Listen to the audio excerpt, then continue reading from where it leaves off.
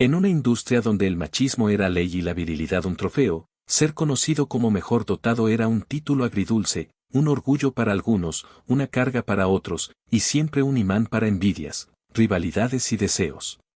68 años después de la muerte de íconos como Pedro Infante, destapamos los secretos más atrevidos del cine de oro, revelando los 7 actores cuya fama trascendió la pantalla para convertirse en mito erótico. Prepárense para un viaje por los pasillos de los estudios Churubusco, donde las miradas cómplices, las risas nerviosas y los suspiros contaban más que cualquier guión. En un México conservador, donde la moral católica dictaba las normas públicas, el cine era una válvula de escape. Los galanes encarnaban los sueños de un pueblo, y los rumores sobre sus atributos físicos alimentaban fantasías que nadie admitía en voz alta. Estos 7 hombres, cada uno con su carisma y estilo, no solo dominaron la pantalla. Dejaron una marca en los corazones, los cuerpos y la imaginación de quienes los conocieron. 1. Pedro Infante, el Toro de Sinaloa. Pedro Infante, el ídolo inmortal, no solo conquistó México con su voz y su sonrisa, en los camerinos, su leyenda tenía un tinte más carnal. Desde los micrófonos de la XCW hasta los sets de Nosotros los Pobres, se murmuraba que Pedro era un toro en todos los sentidos. Actrices como Silvia Pinal o Blanca Estela Pavón, con quienes compartió pantalla, contaban entre amigas, con sonrisas pícaras, que el traje charro de Pedro necesitaba ajustes especiales para contener lo que llevaba debajo. Una corista de cabaret, anónima pero citada en una revista del corazón en los años 60, lo resumió sin rodeos: con Pedro todo era grande, su fama, su corazón y, sí, eso otro. Las maquillistas, testigos de los rodajes, relataban cómo Pedro bromeaba con una confianza desarmante. En el set de Los Tres Huastecos, mientras se ajustaba el pantalón frente al espejo, soltó: ¿no que los trajes tienen que entallar? Porque este ya me queda chico de un lado. Las carcajadas resonaron, pero nadie lo contradijo. Esta fama, sin embargo, tenía un costo. Algunos directores, como Emilio el Indio Fernández, admiraban su magnetismo, pero otros lo veían como una amenaza. Pedro era un fenómeno, el público quería ser él, y las mujeres, tenerlo, confesó Fernández en privado. Su relación con Irma Dorantes, su última esposa, añadió leña al fuego. Aunque Irma nunca habló directamente del tema, una amiga cercana reveló en los años 70, Irma era feliz, muy feliz. A veces llegaba al set sin poder sentarse bien, y no era por el caballo. Tras su muerte en 1957, Pedro dejó un vacío en el cine y una estela de suspiros que aún resuenan. No solo llenaba salas, llenaba fantasías, y su nombre sigue siendo sinónimo de virilidad desbordante. 2. Jorge Negrete, el charro elegante. Si Pedro era el galán del pueblo, Jorge Negrete era el caballero refinado, con un porte aristocrático que contrastaba con los rumores terrenales que lo seguían. Educado en Nueva York, políglota y con modales impecables, Jorge parecía intocable. Pero en los estudios Churubusco, se decía que su instrumento era tan imponente como su voz de barítono. Una ex asistente de producción de Ay, Jalisco, No te rajes, relató en sus memorias que, durante una escena, Jorge bajó del caballo y caminó frente al equipo, atrayendo todas las miradas. Pensamos que era el cinturón mal puesto, pero no, era simplemente Jorge, escribió. María Félix, su esposa y la diva por excelencia, nunca confirmó los rumores, pero dejó caer una frase en una entrevista: Jorge era muy hombre, y no solo en su forma de ser. Había cosas en el que ninguna otra pareja ha igualado. A diferencia de Pedro, Jorge no alardeaba. Su reserva lo hacía más enigmático, y por ende, más deseado. En una fiesta privada en los años 40, una actriz que luego triunfaría en telenovelas regresó de un encuentro con él en una terraza y dijo: ahora entiendo por qué María Félix se casó tan rápido. Incluso en Hollywood, donde Jorge intentó abrirse camino, los rumores cruzaron fronteras.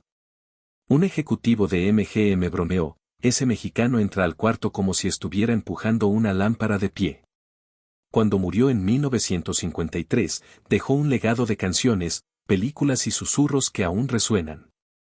Jorge Negrete no solo fue un ícono, fue un símbolo de virilidad que trascendía la pantalla. 3. Luis Aguilar, el Gallo Giro. Luis Aguilar, apodado el Gallo Giro, llevaba su sobrenombre con orgullo. Su voz bravía, su actitud norteña y su sonrisa de galán lo hacían inolvidable, pero en los foros, el apodo adquiría un significado más gráfico. Luis era el compa relajado, siempre con una broma, pero quienes trabajaron con él sabían que su confianza venía de un atributo que no necesitaba presumir. Actrices de reparto, entrevistadas décadas después, coincidían, con ver a Luis caminar, sabías que lo que tenía no era una pistola, sino un rifle completo. Durante el rodaje de El 7 leguas, una actriz principal, cuya identidad se mantuvo en reserva, soltó entre copas de tequila: Luis no solo canta fuerte, también respira fuerte, y no por los pulmones. En Durango, durante una escena de pelea en una cantina, Luis rasgó su pantalón por accidente. El vestuarista corrió a cubrirlo, pero el camarógrafo bajó la cámara y exclamó: «Carajo, eso era una bota». Luis mantenía un perfil discreto en los escándalos amorosos, pero sus romances silenciosos con actrices respetadas dejaron huellas. Una expareja, cercana a su familia, dijo tras su muerte en 1997, Luis fue generoso, pero sobre todo, inolvidable en la intimidad. Su presencia en el set era magnética, no solo por su talento, sino por esa aura de seguridad que hacía que las mujeres se quedaran mudas y los hombres lo miraran con respeto. Luis Aguilar no necesitaba alardear, los rumores hacían el trabajo por él, y su leyenda como semental del cine ranchero sigue viva. 4. Arturo de Córdoba, el caballero silencioso. Arturo de Córdoba, el galán intelectual, era un enigma envuelto en elegancia. Con su voz pausada y su mirada profunda, conquistaba en películas como En la palma de tu mano. Pero tras su fachada de caballero filosófico, se escondía un secreto que circulaba en los círculos más íntimos. «Ese hombre es un misterio hasta que lo ves desnudo», murmuraban las actrices. Una joven de reparto, que trabajó con él en los años 50, confesó haberlo visto cambiarse por accidente en su camerino: «No supe si salir corriendo o pedirle matrimonio». En una fiesta en casa de un productor, Arturo apareció en traje de baño, y una actriz famosa se atragantó con su cóctel: «Dios mío, ese hombre carga una pierna extra». A diferencia de otros, Arturo era selectivo y discreto, lo que hacía sus conquistas más exclusivas. Se rumoreaba que Dolores del Río, la diva absoluta, lo buscó como amante y viajó a Nueva York solo para verlo. Un amigo de Dolores escribió: «Ella decía que Arturo era el único que la dejaba sin palabras». Incluso Cantinflas bromeó: «Le tengo envidia a Córdoba, no por su talento, sino por lo que guarda en los pantalones». Arturo nunca presumió, pero su don silencioso lo convirtió en una leyenda que aún intriga.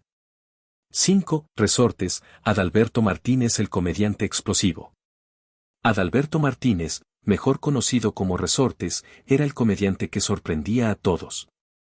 Delgado, de voz aguda y movimientos elásticos, parecía inofensivo con sus muecas y bailes en películas como El Rey del Barrio. Pero tras su fachada de payasito, Resortes escondía una reputación que nada tenía que ver con los chistes. Actrices veteranas, en charlas privadas, mencionaban su nombre con una sonrisa sugerente.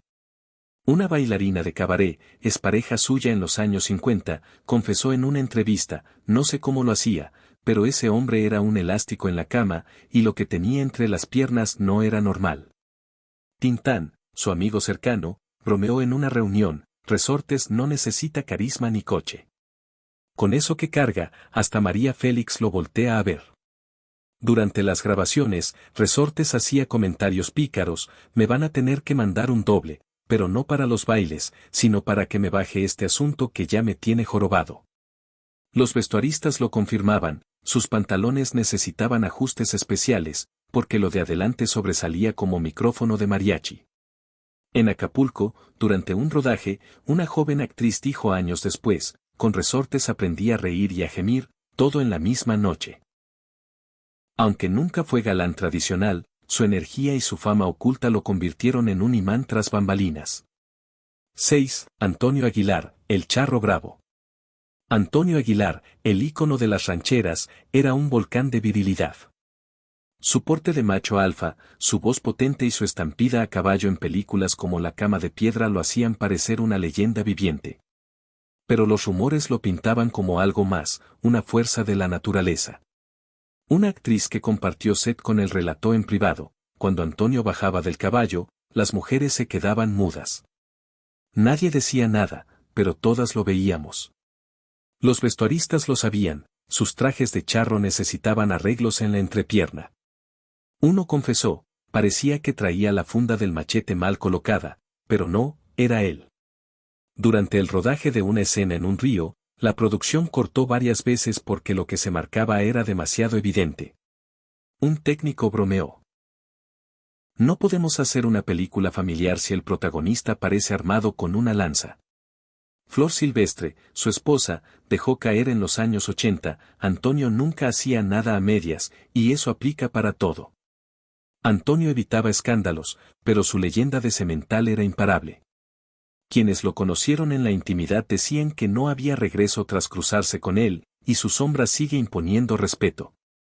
7. Mauricio Garcés, el seductor empedernido.